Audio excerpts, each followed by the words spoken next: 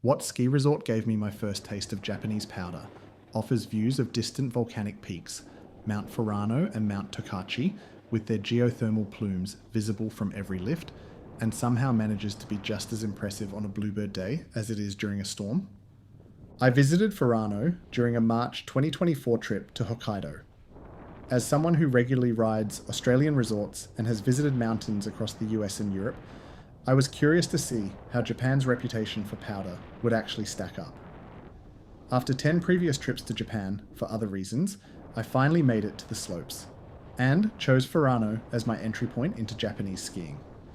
In this review, I'll break down everything about Furano based on my actual visit, from the terrain breakdown across both the Furano and Kitanomine zones, to the lift system, snow conditions, and what it actually costs to ski here. I'll also cover practical details like where to stay, how to get here from Sapporo, and yes, where to grab that essential morning coffee. If you've ridden Furano or other Japanese resorts, let me know in the comments how it compares to your home mountains. And if you find this helpful, hit that like button and subscribe for more honest resort reviews. My day at Furano started with coffee at White Room Tours before the lifts opened. Then it was over to the parking at the base, where I saw a group of army personnel preparing for ski touring, something I had never seen before. So with that, let's get into the full review. We've just arrived here at Furano Ski Resort. It is our first time visiting this ski resort, and it's also our first time snowboarding in Japan. As you can see, it's an absolutely gorgeous bluebird day, so let's go. Furano operates across two distinct zones connected by trails and lifts. The main Furano zone handles most terrain and infrastructure, while the Kitanomine zone provides a separate mountain experience accessed by its own gondola. With 28 marked runs serviced by 11 lifts across 168 hectares, this isn't massive by North American standards, but the terrain quality punches above its weight. The resort towers above the small remote town of Furano, with a base elevation sitting at 245 metres and reaching to 1,074 metres at the summit, providing 829 metres of vertical drop. From the mountain, those distant volcanic peaks, Mount Furano and Mount Tokachi, create an impressive backdrop with their geothermal plumes rising into the sky. The two-zone layout works well practically. Most skiers pick a zone and focus their day there, rather than constantly crossing between areas. The Kitanomine zone sees more traffic due to the main facilities and easier access, while the Furano side I found to be quieter and more remote. With 14 beginner runs, Furano provides excellent learning terrain that's well distributed across both zones.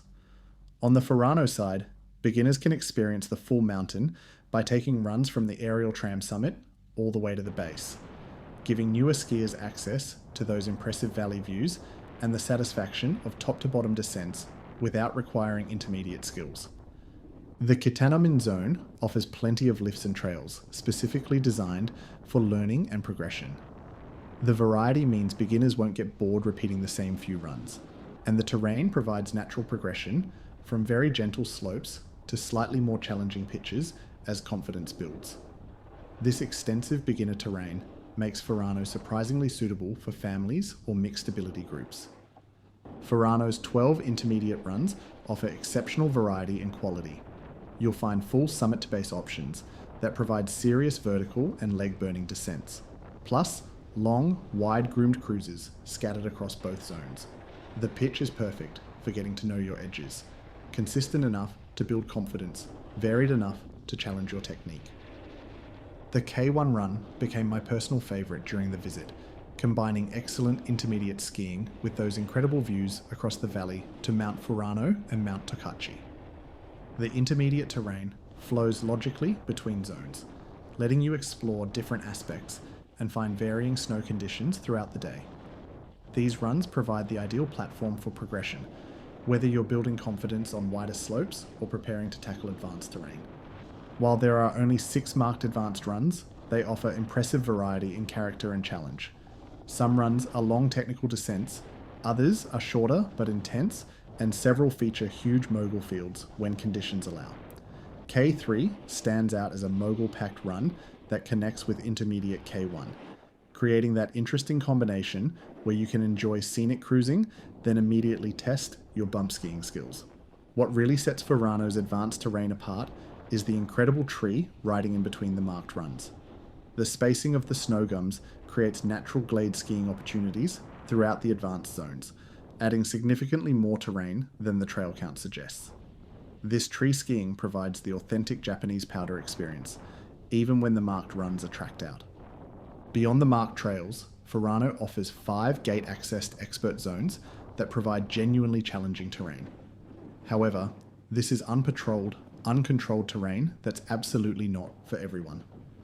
I hiked these gates during my visit, and the terrain immediately steps up several levels: steep fall lines, tight tree spacing, and technical line choices that demand confident skiing and proper safety equipment. These gated areas require significant experience, appropriate gear, and ideally local knowledge or guidance. The terrain quality rivals anything at major international resorts, but the risks are real. If you're not completely comfortable with expert inbounds terrain and don't have proper avalanche safety equipment and knowledge, these areas should be avoided entirely. Furano's 11 lifts include an aerial tramway for main Furano zone access, the Kitanomine gondola for the separate peak, plus 2 quads, 1 triple, 4 doubles, and 2 surface lifts. The tramway moves large numbers efficiently, but isn't high speed. Ride times are longer than major North American resorts. This slower pace actually works in Furano's favour. Fewer people track out runs, and there's more time for fresh snow to fill in between laps. Wait times during my March visit were minimal, even on main lifts. The variety of lifts means you can usually find quieter options when certain areas get busy. Japanese lift operations prioritize safety, so expect closures during high winds or adverse conditions more readily than elsewhere. The surface lifts primarily serve learning areas rather than providing major uphill transport. Right, quick break from the video. I need to tell you about something we've just launched that honestly should have existed years ago. How many times have you arrived at a resort and realized you've forgotten your goggles, or your phone charger, or that one crucial layer that would have made the difference between a good day and a great day on the mountain? Yeah, me too. Every bloody trip. So we've built something at Snowstash to fix this, and a bunch of other planning headaches that come with ski trips. You can now sign up for a free Snowstash account, and here's what that gets you. First, a proper packing checklist that you can customize and save. No more standing in a rental shop at 8 a.m, wondering if your boots are back in the accommodation or actually in the car. Second, trip planning tools. Create your itineraries. Save your accommodation details. Easily access resort webcams and our resort snow reports, all in one place instead of scattered across your phone's notes app and random bits of paper. Third, our weekly newsletter, which keeps you up to date on the latest snow news all year round. Plus, you can favorite the resorts you've loved or build a wish list of places you want to visit. Because, let's face it, half the fun of skiing is planning the next trip while you're still on the current one. Look, it's free, it takes about 30 seconds to sign up, and we're constantly adding features based on what actual skiers and riders tell us they need. The link's in the description, or just head to snowstash.com and click the sign up button. We're hoping this becomes your go-to partner for the entire ski season. Right, back to the video. Thanks for watching. Ciao. I visited in March 2024 during spring conditions rather than peak powder season. Even so, the snow quality was notably superior to anything I've experienced in Australia. Lighter, drier, with complete coverage across all zones. Furano typically receives around 9 meters, 354 inches, annually, placing it in the upper tier of Japanese resorts, though not quite at coastal Hokkaido levels like Niseko. The inland location keeps temperatures consistently cold, preventing rain events that affect coastal areas. The elevation profile works well for snow retention. The 245-meter base might seem low, but Hokkaido's cold temperatures maintain good conditions throughout the season. Upper elevations, around 1,000 meters, provide noticeably better snow quality, particularly later in the season. North-facing terrain held better snow during my spring visit, while grooming standards remained high across all prepared runs. This is where Japan really distinguishes itself. I paid 6,000 yen, 60 Australian dollars, for a full-day lift ticket, significantly less than Australian resorts charging 90 to 120 Australian dollars daily and roughly 1/4 the cost of major US destinations. The pricing structure is refreshingly straightforward without dynamic pricing algorithms. Multi-day passes offer genuine value. A 5-day ticket costs 25,000 yen, 250 Australian dollars, working out to 50 Australian dollars per day.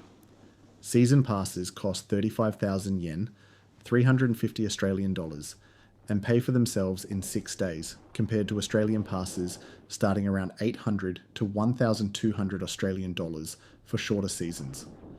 Equipment rental maintains the same affordability. Full packages run 3,000 to 4,000 yen, 30 to 40 Australian dollars daily for standard gear, with performance equipment adding 1,000 to 1,500 yen, 10 to 15 Australian dollars. Helmet rentals cost 500 yen, 5 Australian dollars daily. Australian rentals typically cost 50 to 70 Australian dollars daily, making Japanese options roughly half the price. The main lodge at the tramway base provides comprehensive services across multiple levels: tickets and rentals on the ground floor, dining on the second level, retail above. The design handles crowds efficiently without forcing you to navigate through dining areas to reach services. The restaurant quality impressed me. My katsu curry lunch wasn't just acceptable resort food, it was genuinely good food served on a mountain.